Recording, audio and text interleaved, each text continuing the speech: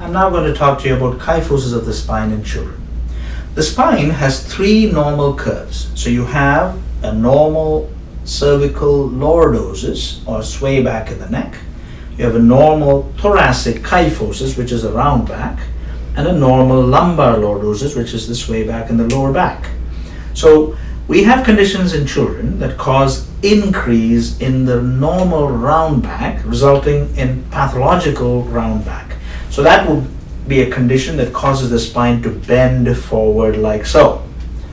An example of one such child is here on this x-ray. So you can see how the thoracic spine or the spine of the chest has been bent forward significantly.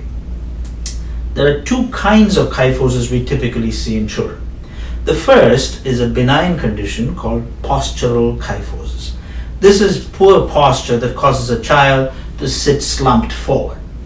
A lot of children these days who are into their video games or into their electronics often sit this way.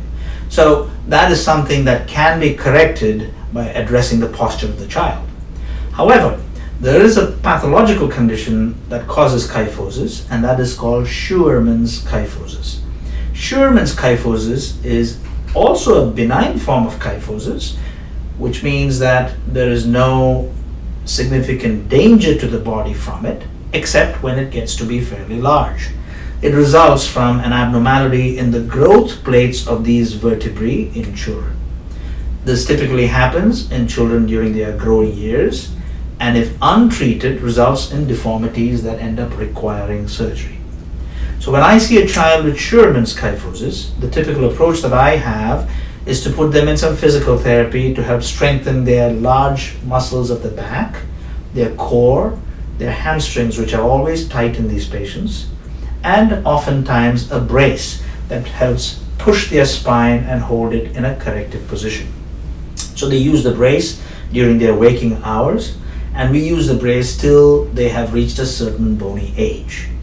Should the brace fail, or should their curves progress, they would end up requiring a surgical treatment, which is illustrated on this x-ray. So this is a child that had a curve that was abnormal kyphosis, that was corrected now and is now in the normal range.